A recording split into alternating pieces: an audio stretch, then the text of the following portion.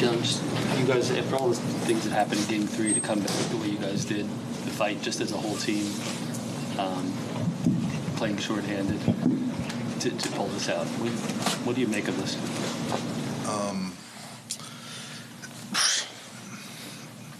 I don't know. Yeah, I give them a lot of credit first and foremost. Man, they play hard. They play so well together. Even when things look chaotic, they're in control.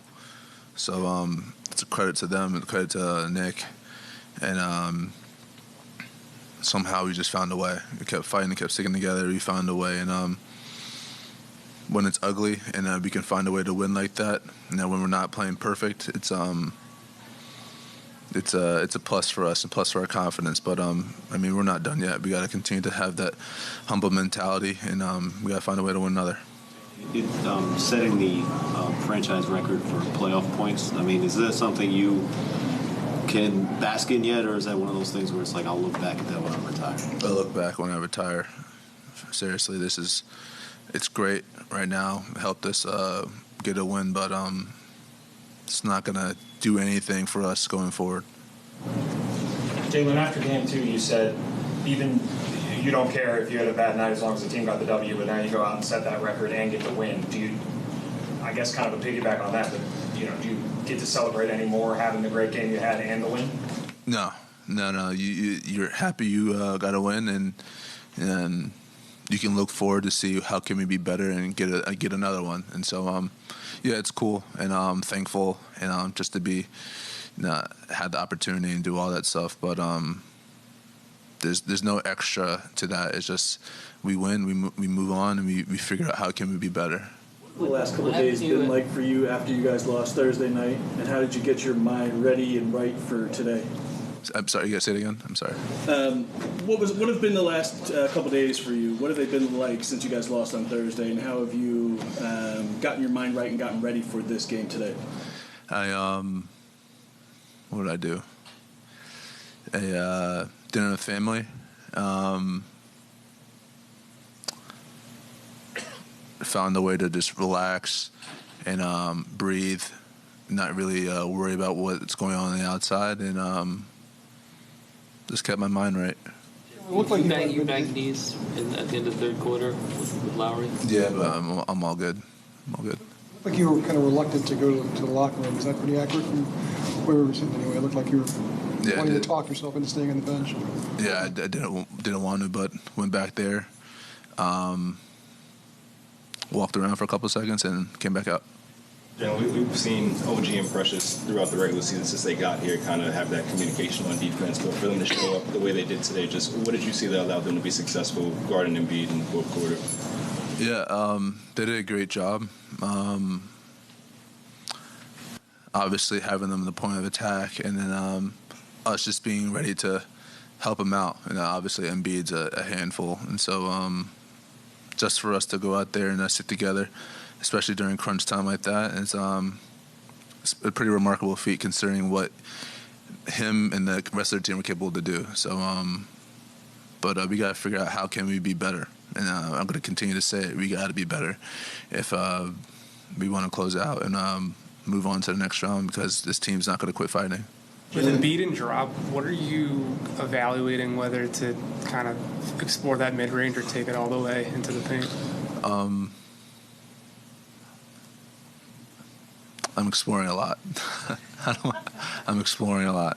I see a lot, and just reading what happens, what he does, and gonna figure something out while I'm in there. Does it feel like you versus him at all in those pick and roll moments?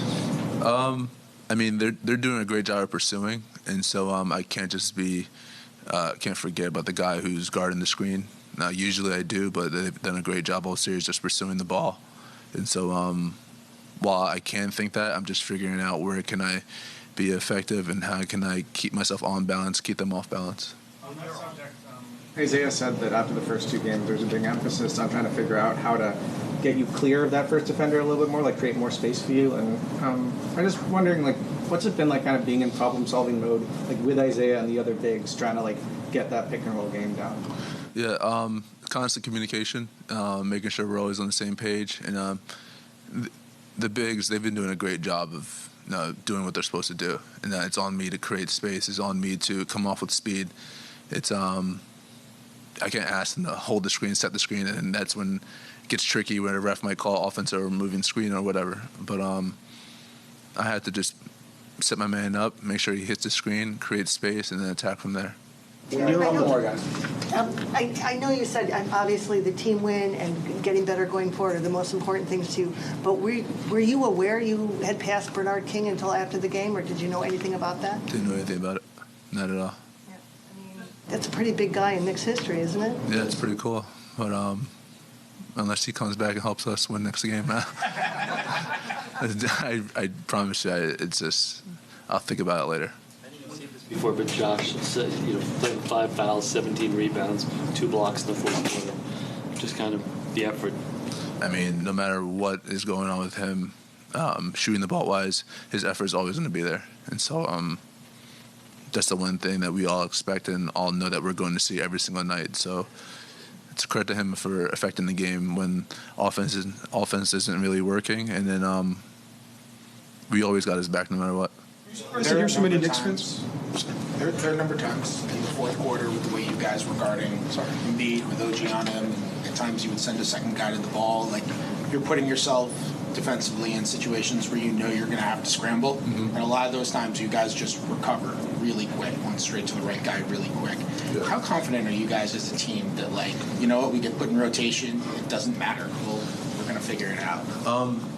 Obviously, Embiid is Embiid, so he demands attention no matter where he is on the floor, whether he has the ball or not. And so, obviously, with the ball, now we're going to have to put ourselves in positions where we can help out and also get back. And so, we just know that we got to go out there and fly around and just find a way. And so, it's never going to be perfect. Obviously, things are going to happen, but as long as we're sticking together and making sure that we're doing the right things, even if the result may not be what we want. And but we just got to be on the same page.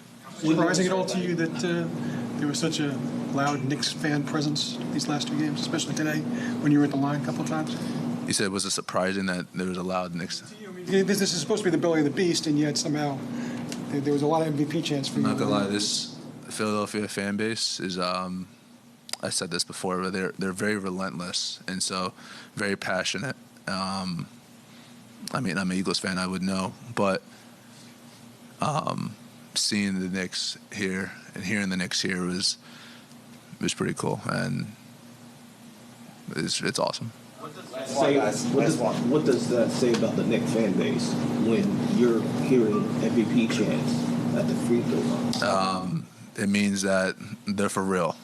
They're for real, and no matter where we are, they're going to be there. And so I'm appreciative, I'm thankful, and a lot of these situations wouldn't be done without them.